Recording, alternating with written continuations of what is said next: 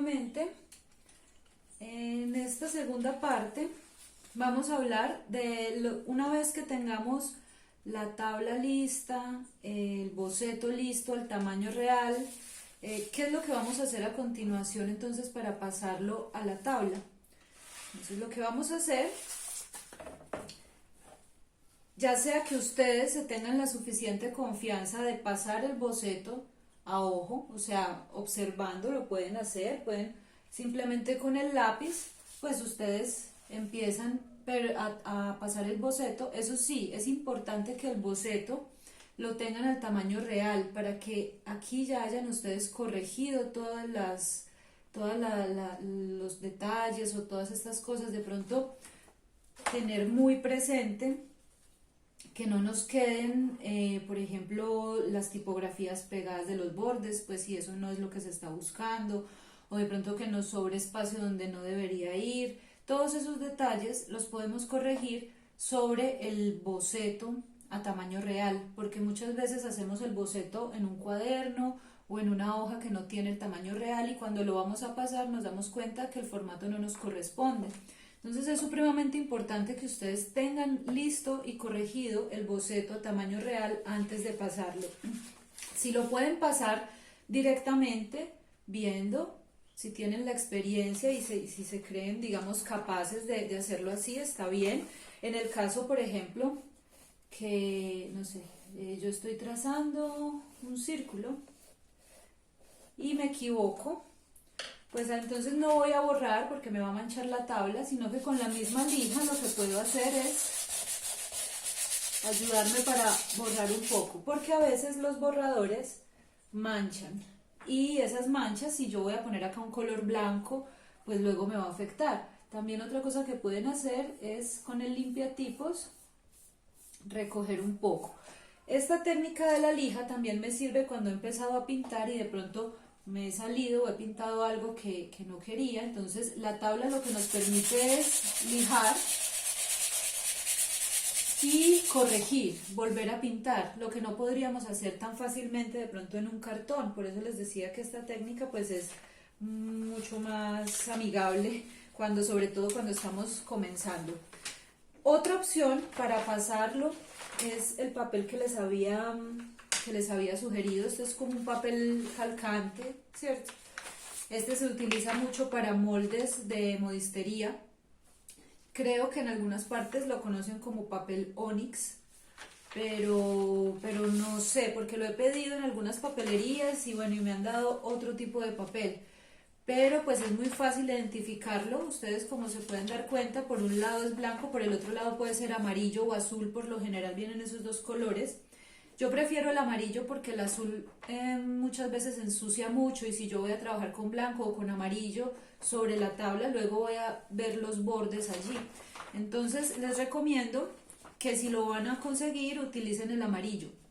Otra opción, de pronto, si necesitan calcar y no tienen definitivamente el papel o no pueden hacerlo directamente observando, lo otro es tomar una barrita de grafito o de lápiz. Pues en este caso yo tengo una barra de grafito, pero ustedes lo pueden hacer también con un lápiz 6B, y por el lado trasero del boceto pues podemos rayar, marcar, y esto nos va a ayudar, nos va a convertir el papel en una hojita calcante.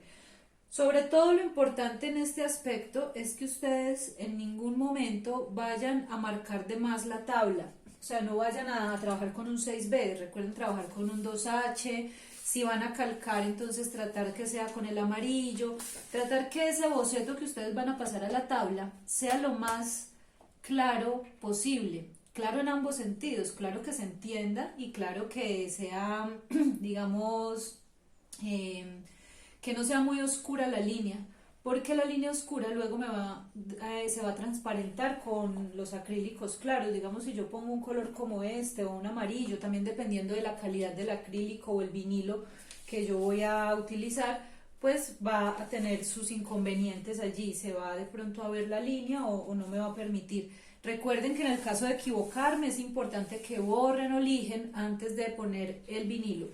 Bueno, yo aquí ya tengo adelantado una parte para que ustedes puedan observar. La otra parte se las voy a ir mostrando en imágenes para que ustedes vean el avance, y les voy a hacer también un video de cómo es la aplicación del color. Básicamente lo que yo hice fue pegar el boceto sobre la tabla, obviamente con el papel calcante por debajo. Cuando la tabla estaba blanca, obviamente, como les digo, yo aquí ya adelanté un poquito.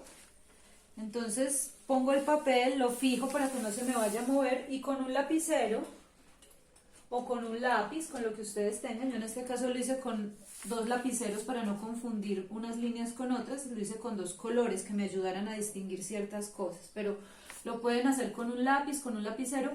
Entonces lo que hice fue calcar la plantilla de mi boceto. ¿Por qué hacemos este procedimiento? ¿Por qué no bocetamos directamente sobre la tabla? Como ya hemos hablado en algunas ocasiones, pues el proceso de bocetación pues nos permite a nosotros corregir errores, equivocarnos, ajustar, hacer cambios sobre lo que estamos haciendo. Si yo empiezo a hacer esos cambios, a borrar, a rayar, a cambiar cosas de lugar, lo voy a terminar con una tabla, con una base de trabajo supremamente sucia, ¿cierto? Una cosa, yo sé que hay personas que tienen la habilidad, digamos, de proyectar y manejar el espacio, pero nosotros, en términos generales, estamos comenzando.